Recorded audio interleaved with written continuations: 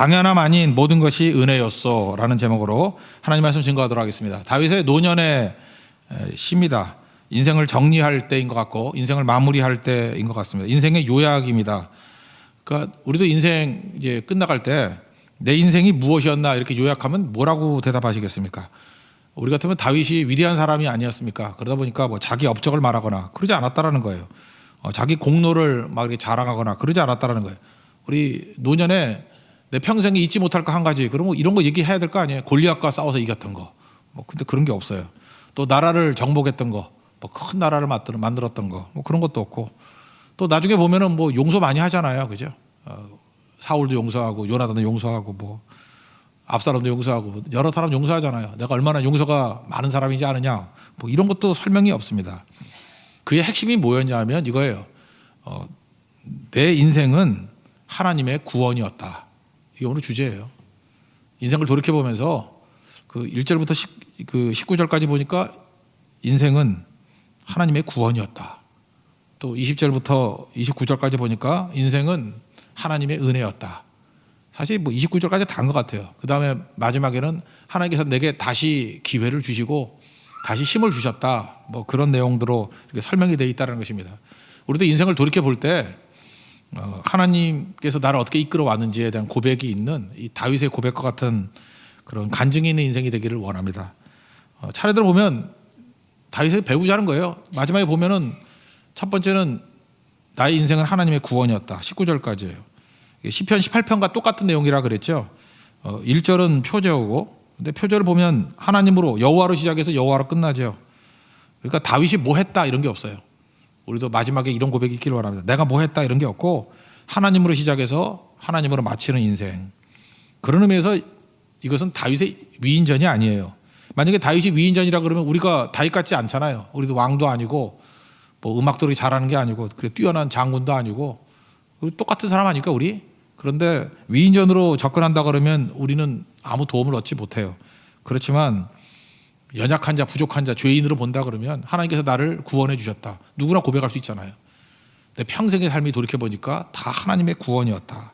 그러니까 하나님 손에 붙잡힌 사람의 이야기가 되더라는 것입니다. 여러분도 인생에서 하나님의 구원을 이야기하십시오. 내 인생을 돌이켜보니까 이렇게 하나님이 나를 구원해 주셨다. 그래서 그의 핵심이 뭐냐? 하나님이 나를 구원해 줬다는 거예요. 1절부터 4절까지 내용이 쭉 나오는데 구원이라는 단어가 5번 나오고요. 그 다음에 2절에 건지시는 자, 이것까지도 구원으로 친다 그러면 6번 나와요. 4절에 6번이나 구원. 하나님은 나의 구원이시다. 하나님의 구원을 보라. 이렇게 얘기하고 있다는 것입니다. 1절부터 4절까지 한번 읽겠습니다. 시작. 여호와께서 다윗을 모든 원수의 손과 사울의 손에서 구원하신 그날에 다윗이 이 노래의 말씀으로 여호와께 아뢰어 이르되 여호와는 나의 반석이시여 나의 요새시여 나를 위하여 나를 건지시는 자시요 내가 피할 나의 반석의 하나님이시여 나의 방패시여 나의 구원의 뿌리시여 나의 높은 망대시여 그에게 피할 나의 피난처시여 나의 구원자시라 나를 폭력에서 구원하셨도다 내가 찬송받으시 여호와께 아뢰리니 내 원수들에게서 구원을 받으리로다. 계속 구원 이렇게 얘기하고 있다는 것입니다. 다윗은 평생 인생 가운데 이렇게 하나님의 구원을 체험하면서 여기까지 왔다. 뭐 그런 얘기예요. 특별히 시편 18편하고 내용이 거의 같은데 1절만 빠져 있어요.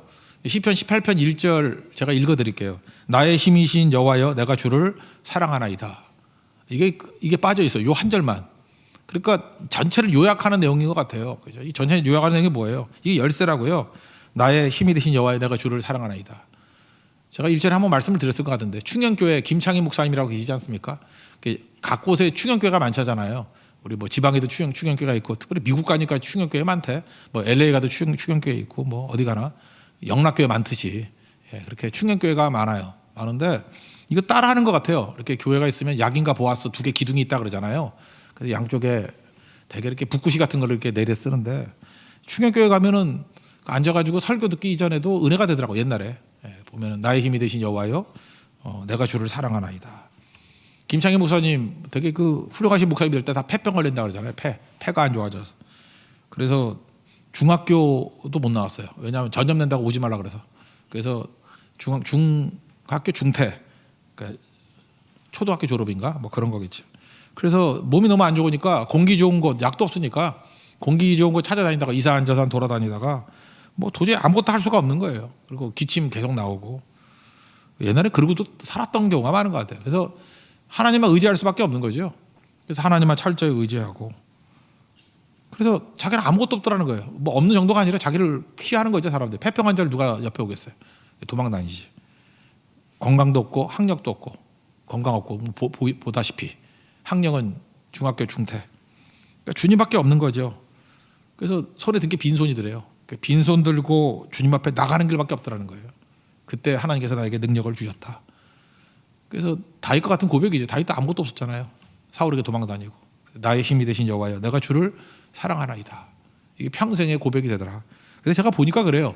시편 18편 1절 이 말씀, 또는 뭐 우리 사무엘하 22장에 나오는, 여기 나오진 않지만 이 말씀, 이거 좋아하는 사람들 치고 이게 난관에서 일어서지 못한 사람이 없더라고요. 그 특징이 뭐예요? 빈손 들고 하나님 옆에 나아갔지만 주님께서 구원해 주시더라. 구원의 은혜를 체험하게 되더라는 것입니다. 상황이 얼마나 안 좋은지를 설명하는데, 문화권마다 틀린데 이 히브리 문화권은요, 물이 나쁜 거예요. 그래서 뭐 물이 왔다 그러면 혼돈이에요. 물. 바다 그러면 혼돈이고, 그리고 최고의 악질이 바다에서 나와요. 르바이어던, 리워 야단 뭐 이런 거, 그죠? 이런 게 바다에 나오고, 바다는 마귀가 지배하는 곳이고, 이미지가 그래요. 그래서 물을 안 좋게 여긴다고요. 근데 뭐라고 설명하냐면 그 사망의 물결, 그러니까 이게 최악이죠. 사망도 최악인데 물결도 최악. 불의의 창수. 그러니까 물은 다 나쁜 거라니까요. 물이 있는 곳은 항상 마귀가 역사하는 곳이고 뭐 그런 곳이에요. 그죠? 풍랑이 있는 곳, 시험, 고난, 환란, 뭐 어려움 이런 거였다고요. 그다음 또 뭐라고 하냐? 스월, 이거 지옥이거든요. 지옥의 줄. 또 그다음에 사망의 올무, 다 지옥과 연관된 거죠. 그런 힘들이 나를 지배하고 있다. 이것만 봐도 최악이에요. 최악과 최악과 최악. 여러분 인생 가운데 지금 내가 의지할 것 없는 최악이라고 생각하시는 분 있습니까? 다윗이 그렇게 최악이었어요. 그때 그가 했던 일이 뭐냐? 아무것도 없으니까 기도하죠. 하나님께 부르짖었더니, 기도했더니 하나님이 응답하시고 또 뭐 했다고요? 나를 구원해 주셨더라. 그래서 여러분 인생에 어려움이 많으면 많을수록 구원에 대한 간증이 많을 뿐이에요. 그러니까 나는 어려움이다 이렇게 고백하지 않고 인생을 회고하면서 내 인생에서 가장 고난이 심했고 가장 어려울 때가 오히려 나는 부흥을 맛봤을 때다. 왜냐? 내 하나님이 구원하시는 하나님이기 때문에 가장 큰 어려움 속에서 가장 큰 구원을 맛봤다. 그거를 노래하고 있다는 것입니다. 6절, 6절, 7절 읽겠습니다. 시작. 사망의 물결이 나를 애우고 불의의 창수가 나를 두렵게 하였으며 스월의 줄이 나를 두르고 사망의 올무가 내게 이르렀도다. 내가 환난 중에서 여호와께 아뢰며 나의 하나님께 아뢰었더니 그가 그의 성전에서 내 소리를 들으시며 나의 부르짖음이 그의 귀에 들렸도다. 하나님께서 응답해 주시더라. 그래서 다윗은요, 자기 인생 가운데 왕으로서 꽤 훌륭한 왕 아니었습니까? 그래서 인생을 지금 회고하는데 그의 영광 속에는요, 다윗의 영광 속에는 내가 없어요. 내가 뭐 영광을 했다 이런 게 없어요. 오직 하나님만 있을 뿐이에요. 여러분 인생도 그러기를 원합니다. 내 인생의 모든 것이 하나님의 구원이었고, 내 인생에 잠시라도 영광이 있었던 것은 이건 내가 없고 하나님이 내게 영광 주신 것이었다. 이렇게 얘기하더라는 것입니다. 그래서 아까도 얘기했지만 뭐 골리앗 물리친 거 이런 거 설명도 없고요. 그 다음에 강성한 나라 만들었다는 거 설명도 없고, 자기가 얼마나 많이 관용을 베풀었나 뭐 이런 것도 없어요. 그냥 오로지 나는 비천하고 연약하고 부족한 종이었지만 하나님이 나를 구원해 주셨다. 혹시 여러분들 과거를 돌이키면서 여러분의 마이 스토리를 얘기할 때 꼭 구원을 얘기해 주십시오. 구원. 내가 돌이켜 보니까 그래요. 저도 인생을 이렇게 한번 설교하니까 이렇게 돌이켜 보잖아요. 내 과거의 모습들 쭉 보니까 진짜 개판치고 살았는데 하나님의 구원밖에 없어요.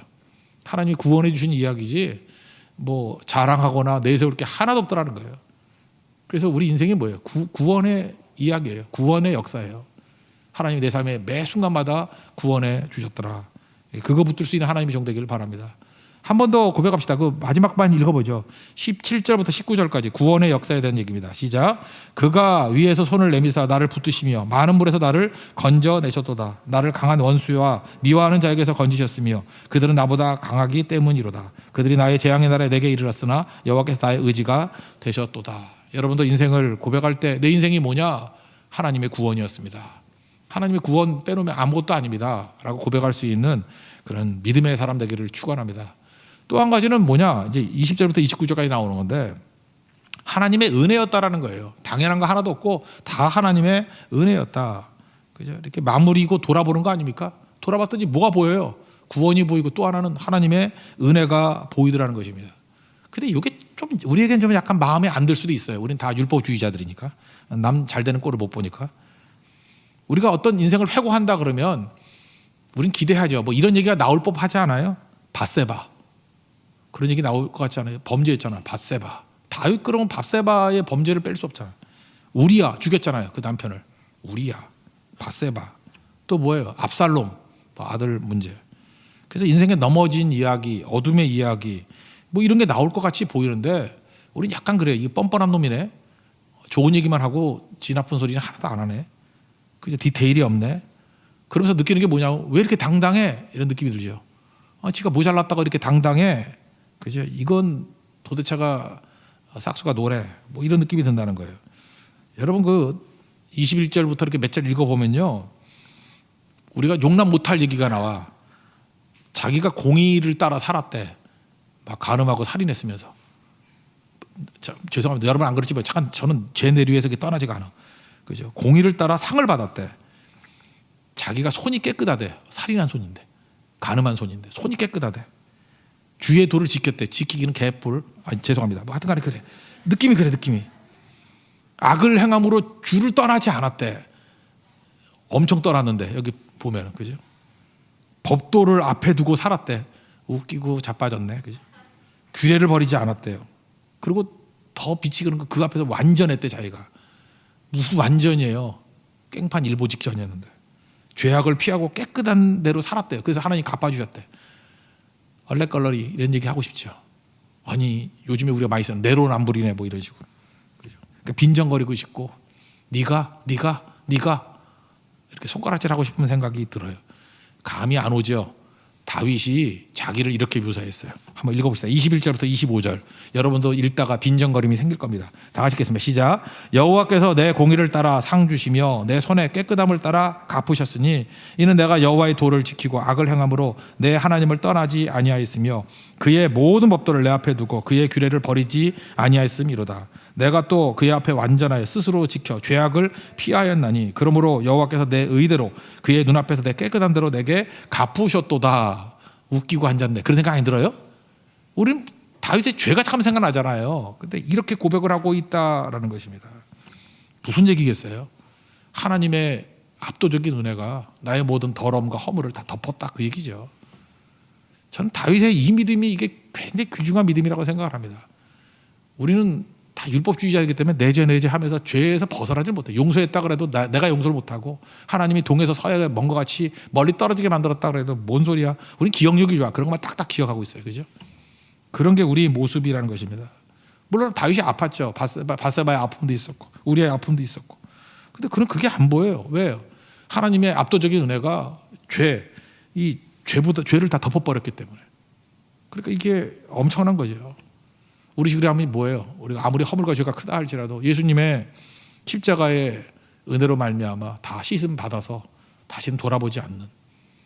여러분 지금 삭개오가 얼마나 나쁜 사람인지 몰라 그렇지 매국노거든요. 등쳐먹고 막 이러던 사람. 그래서 인간 취급도 안 했잖아요. 근데 그가 예수님 영접하고 난 다음에 막 기뻐하는 모습 보이지 않아요? 우리는 뭐 남의 일이니까 별 관심이 없지만 별로 우리하고 이해관계가 부딪히지 않기 때문에. 근데 유대인의 입장에서 볼 때 삭개오는 세리장이거든요. 악질 중에 악질이에요. 우리 식으로 하면 이완용 같은 놈이라고. 그죠? 그런데 그가 믿었다고 막 돌아와서 기뻐할 때 은혜를 누리는 게 맞아? 그러면서 그가 했던 죄악들, 그가 등쳐먹었던 것들, 뭐 그가 토색했던 것들 이런 게 자꾸 기억이 난다고. 근데 은혜가 뭐예요? 내 모든 허물과 죄악보다 더 압도적인 것이 하나님의 은혜였다. 그래서 다윗은 하나님의 은혜에 압도된 인생을 살고 있잖아요. 이거 더 얘기 안 하죠. 우리가 이런 모습이 있어야 되지 않을까 이런 생각이 들어요. 그죠? 근데 우리 이게 쉽지가 않아요. 야곱 얘기도 그렇죠. 야곱 그러면 맨날 우리 기억나는 게 뭐죠? 맨날 사기친 거, 속이고 뭐 이런 거.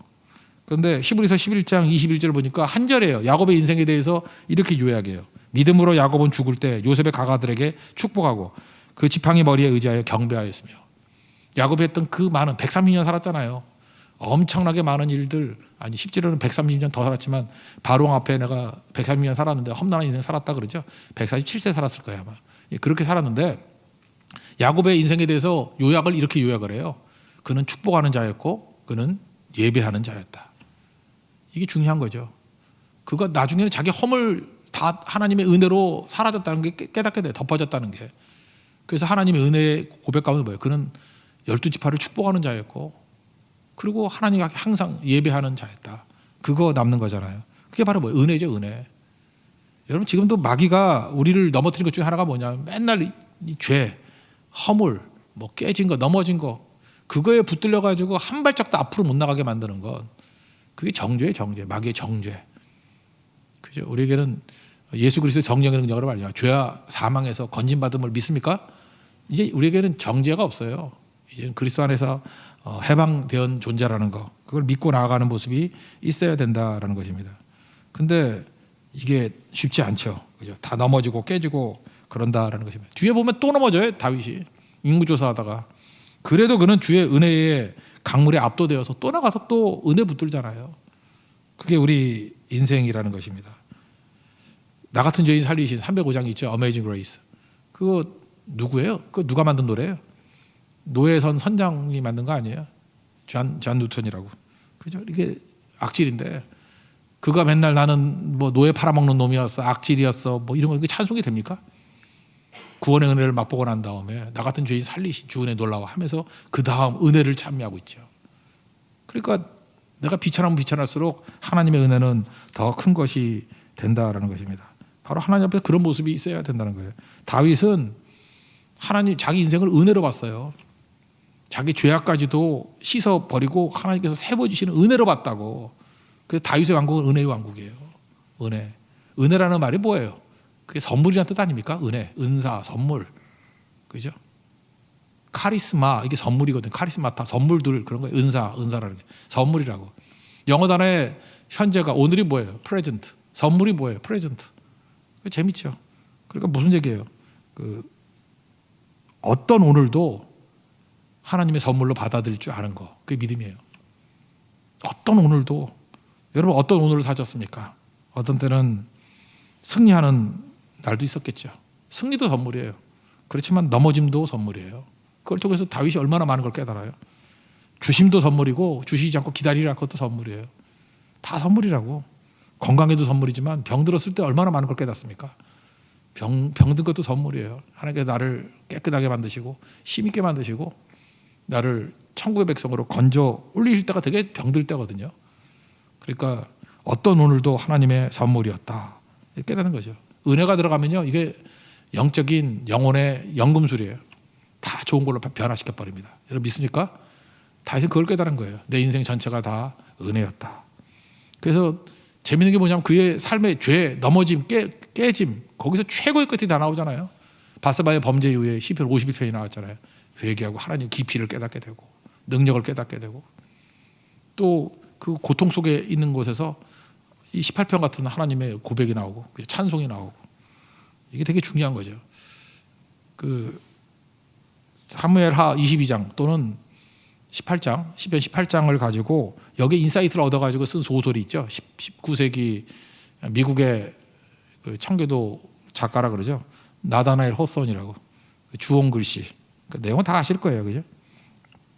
당시에 미국 사람들이 얼마나 예수를 잘 믿는다고 노력했으면, 청교도들이잖아요. 퓨리턴. 자기들 깨끗하다고 해서 퓨리턴이라고 했잖아요. 퓨리턴. 와가지고 철저하게 믿겠다고 복음에 철저한 청교도의 사회였어요. 그러니까 여기서 죄가 용납이 안 되는 곳이에요. 우리가 어떻게 목숨 걸고 여기 예배 드리고 깨끗하려고 온 사람들인데. 근데 젊고 아름다운 여자분이 계시죠. 헤스터라고. 헤스터 프린. 애를 임신했네. 남편도 없는데. 그래서 뭐 사생아 펄이라고 태어나죠. 근데 이 여자에게 막 다그치는 거죠. 동네 분위기가 막 경건한 분위기니까. 누구야? 아빠 누구야? 절대 얘기 안 해요. 그러니까 이 사람들이 그에게 판결을 내린 게 뭐였죠? 뭐 이게 일반 사회법으로는 뭐 하기가 좀 힘드니까 도덕법으로 그 어덜터리라고 해서 A를 써가지고 이렇게 붙이고 다니게 만들었잖아요. A. 낙인이라고 해요. A. 그래서 처음에는 저거 간음이라는 의미의 A. 그거 달고 다녔다고요. 낙인. 근데 헤스터는 참 이게 복음 안에서 은혜가 뭔지 아는 사람이에요. 자기의 잘못과 죄에 대해서 인정하지 않는 게 아니라 하나님께 철저히 회개하고 잘못했다. 그러고 난 다음에 다시 은혜 안에서 기쁨이 회복이 돼요. 그래서 그는 위험이 있어요. 항상 진짜 성령 안에서의 기쁨을 잃지 않습니다. 그리고 하나님께서 그를 용서해 주신 사죄의 은총과 은혜를 거부하지 않아요. 하나님의 은혜 강이 그의 삶에 흐를 때 이게 넘쳐나는 거예요. 그러니까 정죄하는 사람들은 얼굴이 점점 어두워져 가는데 이 A자를 붙이고 다니는 이 헤스터는 점점 더 밝아지는 거예요. 그죠? 기쁨이 충만해지고 거기다가 가난한 사람들 섬기고 헌신하고 그 다음에 불평이 없어요.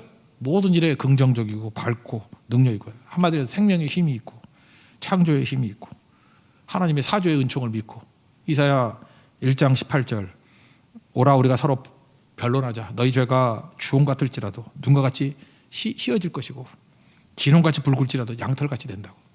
이걸 믿는 여자였어요. 그러니까 A자를 붙여놓든 말든 껍데기가 중요한 게 아니에요. 그 속에는 자유함이 있고 사죄의 은혜를 누리고 은혜가 넘치는 사람이라고. 시간이 흘렀습니다. 주변 사람들이 이제 좀 잊어버리잖아요. 그러니까 나중에 온 사람들이 묻는 거예요. 저 헤스터의 가슴에 있는 A가 뭐야? 나중에 악사슬에 같이 돼버리는 거야. 그랬더니 옆에 있는 사람이 그래요. 나 그게 너무 통쾌하더라고. 에이블이야, 에이블. 유능함, 능력 있음. 예수님에 대해서 he is able 그러잖아요. 그죠? 뭐든지 할 수 있어. 에이블. 저 여자분은 저렇게 밝고 믿음이 있으니까 뭐든지 할 수 있다는 A야. 에이블이야, 에이블. 또 지나고 난 다음에 어떤 사람이 묻습니다. 저게 A가 뭐야? 저거는요. 천사란 뜻이야. 천사. 에인젤. 천사란 뜻이야. 저 하는 거 봐. 다 천사 같은 일들이지. 저는 이 주홍 글씨에서 딴 거보다 이 포인트 하나를 붙들었으면 좋겠어요. 죄로 인해서 넘어지고 깨진 여인이었지만 그에게서 우리가 발견할 수 있는 게 뭐예요? 다윗과 같은 면모예요. 하나님의 은혜였다는 거. 자기 인생이. 하나님 은혜의 강물을 흡수하잖아요. 받아들이잖아요. 우리 가운데 하나님의 은혜 없이 살 수 있는 사람이 누가 있습니까? 다 죄인인데 의인 없나니 하나도 없고 하나님의 영광에 이르지 못하고 죄의 삭은 사망인데 하나님의 은혜 아니고서 살 수 없다는 거예요. 다 우리가 헤스터예요. 헤스터 같은 여인같이 하나님 은혜를 받아들여서 일어설 수 있는 하나님의 거룩한 종 되길 바랍니다. 그게 살 길이라는 거예요. 여러분 다윗이 자기 인생을 돌이켰습니다. 내 인생이 뭐였다고요? 내 인생은 하나님의 구원이었어. 또 한 가지 자기 인생을 돌이켜봤습니다. 내 인생이 뭐였어요? 어둠과 넘어졌던 얘기가 아니라 내 인생은 하나님의 은혜였어. 그죠? 당연한 게 하나도 없어. 내 지금 있었던 모든 것들이 너희들이 볼 때 좀 인정한다 그러는 모든 것들 다 하나님의 압도적인 은혜였어. 이런 고백이 있는 하나님의 거룩한 종 되기를 축원합니다. 그러면 다 살아납니다. 은혜는 다 살아나요. 한 가지 더 이거 간단히 넘어가겠습니다. 30절부터 51절까지 쭉 나오는 건데 하나님께서 나를 다시 사용하시고 다시 기회를 주셨다는 거예요. 늙었지만 그래서 자기 인생에는 넘어져도 하나님이 계속해서 기회를 주시고 그게 은혜죠. 은혜와 구원의 본질인데 구체적으로 그 얘기를 하고 있어요. 다시 기회를 주고 다시 사용해 주시고 하나님이 나를 통해서 승리하시기를 기뻐하셨다 그 얘기예요. 하나님이 홀로 이 출애굽기를 보면요 앞부분에서 하나님이 홀로 일하셔요. 홀로 다 하고 그러다가 17장을 기점으로 해가지고 이제 하나님이 직접 안 뛰고 애굽의 바로하고 싸울 때 하나님 직접 싸우셨잖아요. 다 박살내고 홍해도 하나님이 가르시고 비로소 여호수아가 군대를 입고 나가서 아말렉과 싸워서 이기게 만드셔요. 그때부터 뭐예요? 하나님께서는 여호수아를 통해서 이기기를 원하시는 거예요. 모세와 아론의 기도를 통해서 이기기를 원하시는 거예요. 우리도 마찬가지예요. 하나님이 홀로 다 이길 수도 있지만 우리같이 연약한 자들을 통해서 일하시기를 원한다고. 여러분 믿습니까? 이게 영광의 영광. 하나님이 나를 사용해 주신다는 거. 여러분 없어도 나 없어도 하나님의 선교를 통해 가지고 다 구원받게 할 수 있어요. 그런데 우리를 통해서 복음을 증거하게 만드신 거라고. 왜? 우리가 그 영광 가운데 일부분이 되라고. 그래서 하나님께서 우리 한 사람 한 사람을 포도나무에 붙어있는 가지같이 만드셔서 열매 맺게 만드시길 원하신다는 것입니다. 다시 그걸 고백하고 있어요. 그래서 내가 맺는 모든 열매, 내가 이루었던 모든 승리는 다 하나님이 나를 통해서 일하고 했던 그런 모습이었다는 거예요. 나를 사용하시고 다시 기회를 주신 하나님께 모든 영광을 돌리라. 그런 얘기입니다. 35절부터 41절까지 그 내용입니다. 한번 읽겠습니다. 시작. 내 손을 가르쳐 싸우게 하시니 내 팔이 놋활을 당기도다. 주께서 또 주의 구원의 방패를 내게 주시며 주의 온유함이 나를 크게 하셨나이다. 내 걸음을 넓게 하셨고 내 발이 미끄러지지 아니하게 하셨나이다. 내가 내 원수를 뒤쫓아 멸하사니 그들을 무찌르기 전에는 돌이키지 아니하였나이다. 내가 그들을 무찔러 전멸시켰더니 그들이 내 발 아래에 엎드러지고 능히 일어나지 못하였나이다. 이는 주께서 내게 전쟁하게 하려고 능력으로 내게 띠띠우사 일어나 나를 치는 자를 내게 굴복하게 하셨사오며 주께서 또 내 원수들이 등을 내게로 향하게 하시고 내게 나를 미워하는 자를 끊어버리게 하셨음이니이다. 하나님이 나를 전사로 만드셔서 하나님의 승리를 나를 통해서 이루기를 원하셨다. 그러니 얼마나 찬송받으실 분이냐. 그리고 여러분들 하나님께서 여러분을 구원해 주시고 은혜 주신 마지막 그 절정의 모습은 하나님이 나를 사용해 주신다는 거예요. 나를 통해서 영광 받으시길 원하고 나를 통해서 승리하시길 원한다는 것입니다. 여러분 하나님 앞에 쓰임받는 종 되기를 원합니다. 저는 우리 교회가 쓰임받는 교회, 또 여러분 성도들이 다윗과 같이 다시 힘받아서 쓰임받는 성도로 거듭나는 하나님의 거룩한 종 되기를 축원합니다. 자리에서 일어나겠습니다.